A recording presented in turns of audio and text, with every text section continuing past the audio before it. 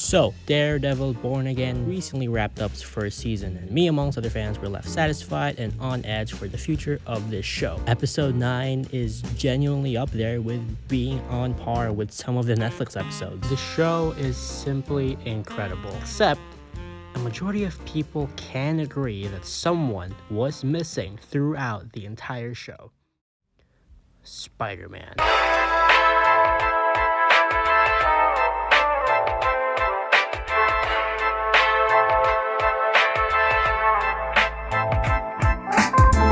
This is set 5 years after season 3 of Daredevil, and we immediately follow up on Matt, Foggy, Karen living their best life. They go to Josie's for a night out, and it isn't until Bullseye kills Foggy. And in turn, Matt throws him off a fucking roof. This marks the breaking point for Matt in being Daredevil. It's very similar to how Spider-Man throws his suit in garbage. Daredevil was no more.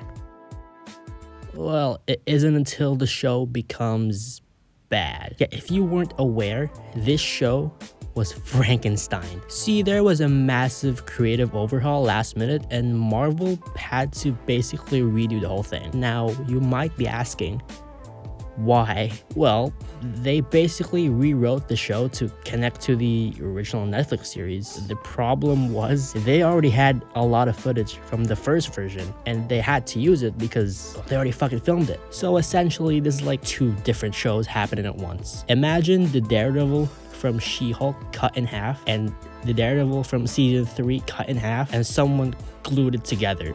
That's what this show feels like. Now, this isn't a full-fledged review of Daredevil Born Again, but to quickly sum up, the plot revolves around Wilson Fisk becoming mayor of New York as his corruption spreads throughout the city. His hatred for vigilantes is emphasized as he establishes a task force against them who have no restrictions nor any moral authority. They go in butt naked, guns blazing at any masked individual they see. Now, the ending of season 1 ends with high hopes as Daredevil is going to need an army. Now, everybody and their moms all think that the Defenders are going to be the army that Daredevil raises, but it's just Karen, a few cops, and Terry. What the fuck? Well, speaking of Defenders, where the hell is Spider-Man?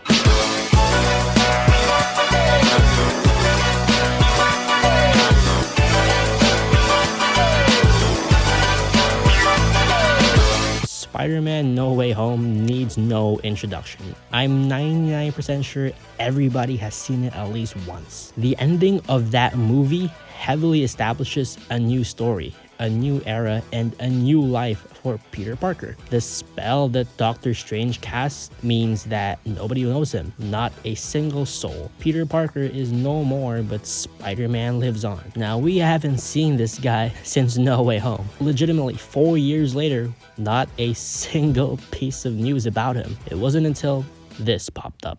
So, Spider-Man Brand New Day marks the first official look we have at the future of Spider-Man in the MCU. Again, we haven't seen the wall crawler since No Way Home, and not even a single pixel of a man in red and blue spandex in New York. I mean, it all leads to the question, where is Spider-Man? What, was he just fucking taking a nap this whole time? Like, where the hell is Spider-Man throughout this whole thing? Like, bro, what the fuck? Wake up. I mean, no, seriously.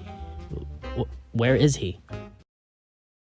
Oh, there he is. Well, kinda. Mayor Fisk mentioning him amongst the vigilantes implies and solidifies his existence in New York. This means that yes, he has been swinging around, crawling around, fighting crime since No Way Home. I mean, do you guys remember in Hawkeye when everybody thought he would show up in the finale? Not to mention, Kingpin was there. It would have made perfect sense if he was there and came back for Daredevil. Like, what the fuck to Daredevil? I mean, you'd think a show revolving around anti-vigilantes would show more than just the Punisher and White Tiger. Yes, those are the only two vigilantes, except for Bullseye and Muse, that were actively hunted down throughout the show. Yes, Kingpin mentions Spider-Man, but there is no effort to actually show him. I want to emphasize that this is all in New York.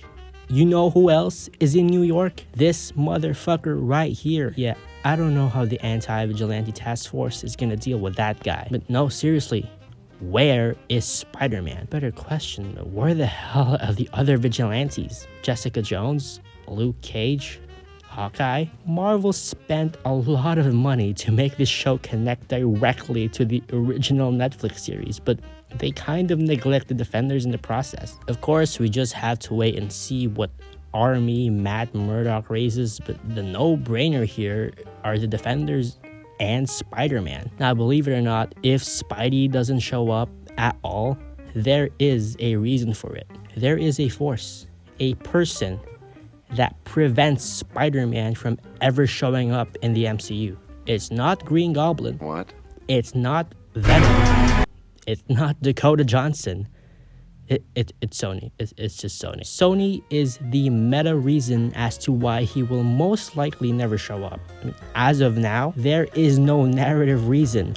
As a matter of fact, he should have shown up by episode 8 to 9, where Fisk was basically sending out his task force on a vigilante rampage. There is legitimately no reason as to why Spider-Man isn't out here helping out. I would have honestly accepted a quick cameo, or maybe even just a guy in a spandex suit who is doing a good Tom Holland impression. Hell, X-Men 97 did this better. Doesn't Marvel remember that nobody remembers who Peter Parker is, including Matt? This is like the best opportunity for him to start showing up in more projects, but of course, Sony. This might just be me trying to cope, but I don't think Marvel would explicitly mention him and not have him show up. This is like if there was a movie about Batman forming the Justice League and Superman wasn't in it. Spider-Man needs to be in Daredevil Born Again Season 2. If he isn't, then Spider-Man Brand New Day better have a good fucking explanation for it. The obvious reason for this is Sony, but narratively, there isn't one. And there can't be a good one. Again, a meta reason for bad writing still means bad writing.